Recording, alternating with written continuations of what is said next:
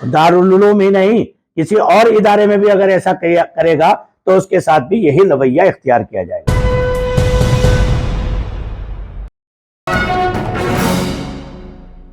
मैं हूं शकील अहमद और आप देख रहे हैं न्यूज़ MX। दारुल उलूम देवबंद का एक हुक्मनामा, एक सर्कुलर सोशल मीडिया पर काफ़ी वायरल हो रहा है, जिसमें दारुल उलूम देवबंद ने अपने छात्रों को लेकर दिशा निर्देश जारी किए हैं और उसके बाद उस पर अमल करते हुए 4 छात्रों को दारुल उलूम देवबंद से निष्कासित कर दिया है, यानी उनका इखराज कर दिया है, रेस्टिकेट कर दिया है, क्योंकि उन्होंने दाढ़ी कटवाई थी। इस मामले को तमाम बड़े बड़े अखबारात ने, तमाम बड़े मीडिया हाउसेस ने इस खबर को प्रमुखता से आज अपने अखबारात में जगह दी है और इसको लेकर के कई तरह के सवालात सोशल मीडिया पर भी उठाए जा रहे हैं।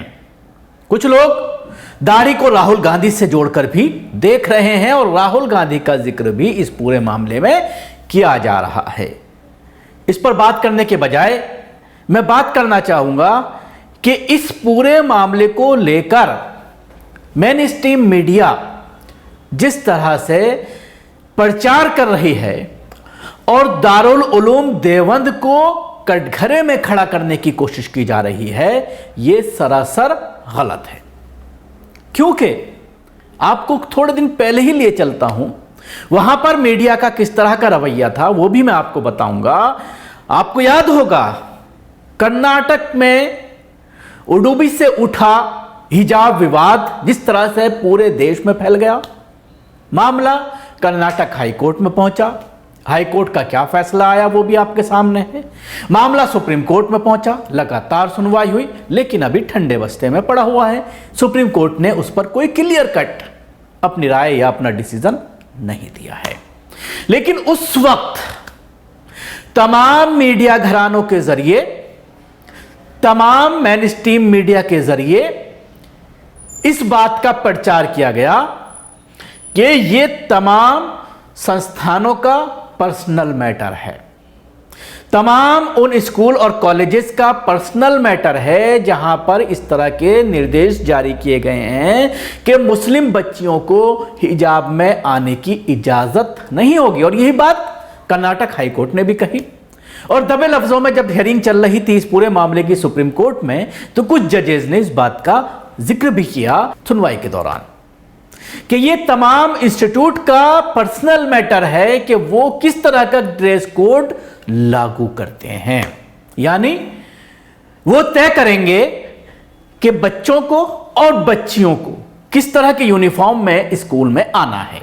इसमें हम किसी तरह की दखल, किसी तरह का हम उसमें इंटरफेरेंस नहीं कर सकते। ये बात कही गई हाईकोर्ट के जरिए और यही बात बार बार मेन स्ट्रीम मीडिया के गोदी एंकरों के जरिए आम लोगों तक पहुंचाने की कोशिश की गई कि जबरदस्ती आप किसी भी इंस्टीट्यूट में हिजाब पहनकर नहीं आ सकते। और उसका बहाना यह भी बनाया गया कि अगर मुस्लिम बच्चियां हिजाब पहनकर आती हैं तो फिर हिंदू बच्चे या बच्चियां भगवा कलर का स्कार्फ पहनकर आएंगी। और ऐसा हुआ भी, कई जगह पर इसको प्रैक्टिस में लाया भी गया विरोध के लिए।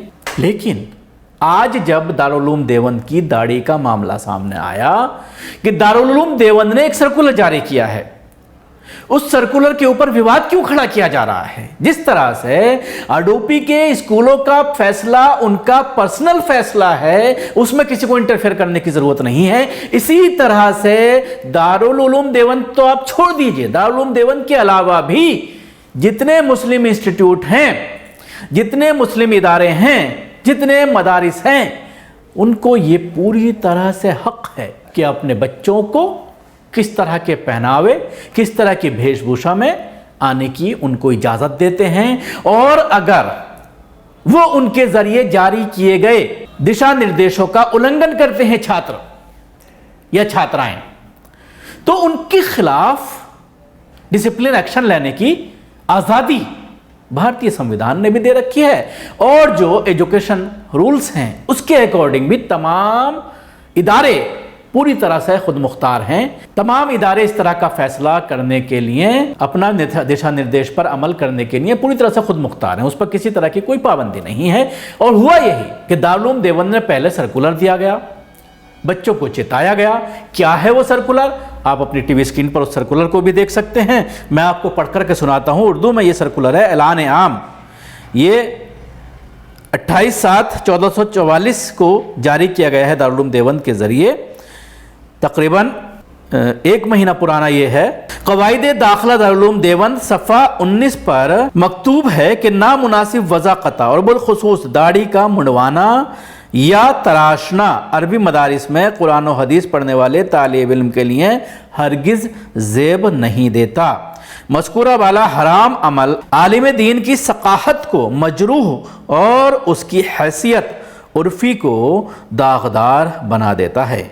दारुल उलूम देवबंद हमेशा से इस मामले में ज़्यादा हसास रहा है, इसलिए किसी जदीद या कदीम तालिब इल्म का अगर वो रेश तराशीदा है, न दाखिला होगा और ना ही दाखिला बरकरार रहेगा। यानी अरबी पढ़ने वाले जो छात्र हैं, स्टूडेंट हैं, तलबा हैं, जब वो दाखिला लेने आएंगे, अगर उनके बाल कटे हुए हैं दाढ़ी के, यानी दाढ़ी मुंडवाई हुई है या तराशी हुई है, तो ना तो उनका दाखिला होगा और ना ही अगर कोई ऐसा करता है तो उसका दाखिला भी बरकरार नहीं रहेगा, यानी उसको रेस्ट्रिकेट कर दिया जाएगा। ये साफ तौर पर इस सर्कुलर में अल जामिअतुल इस्लामिया दारुल उलूम देवबंद के सर्कुलर में ये जारी किया गया है।